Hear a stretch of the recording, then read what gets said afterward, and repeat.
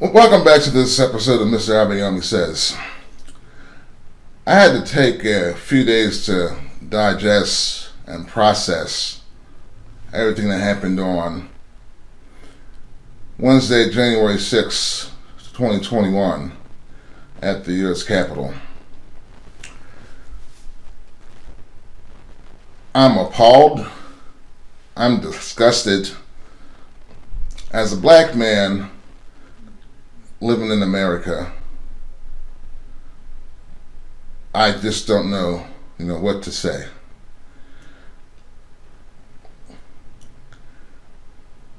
I look at what happened. If 30,000 black people or people of color had descended on the U.S. Capitol and tried to take over the government, it would have been a massacre. I look at the Black Lives Matter protest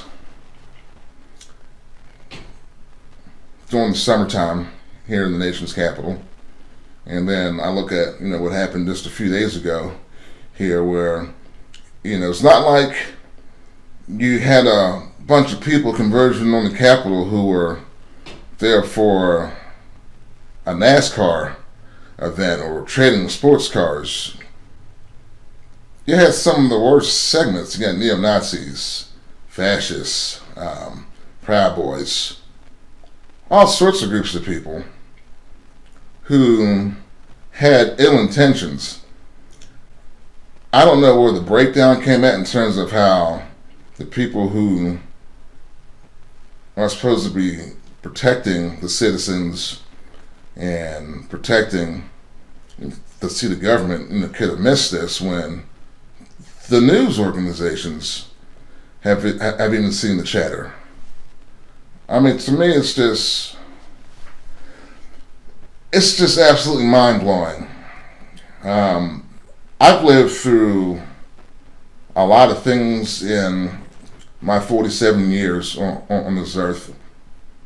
I was around for Watergate, too young to remember it, but I remember hearing, the old folks, when I say old folks, people my parents' age and their friends or aunts and uncles, people at church talking about, Watergate. I remember the inauguration of President Jimmy Carter, believe it or not. That was a big deal. I remember Jim Jones in Guyana. That got talked a lot, big time on the news networks and church and everything else, how that many people could fall into that type of a cult and just be tricked into giving up their possessions and moving to some plantation in South America and then committing mass suicide. I was an adult during 9/11, and I thought, okay, I've lived through quite a bit of history. I saw the election of Barack Obama, and first black president to be elected. Never in a million years did I think that I would see the attempted overthrow of the United States government, because that's what it was. You cannot put it any other way. These people went to the U.S. Capitol with the intention of taking out the vice president and any members of Congress, because they had bought into this lie. And to call these people patriots is just disgusting. That seems to be the code word with some of them. I do rideshare, as many people know, as a profession, and I get a chance to overhear people's conversation, quite a bit. And so,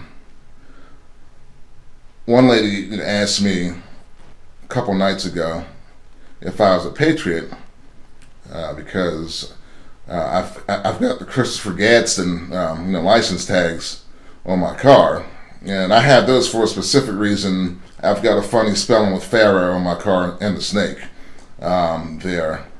The reason why I had that is, one of my favorite stories from the Bible is, I believe, from the book of Exodus. I have to be sure to look this up, but when when Moses was, trying to get Pharaoh to let his people go, there's this whole thing where he throws his staff down, they throw their staffs down, and they both turn to snakes. They all turn to snakes, and then Moses' staff eats those guys as snakes and then turns to a staff again.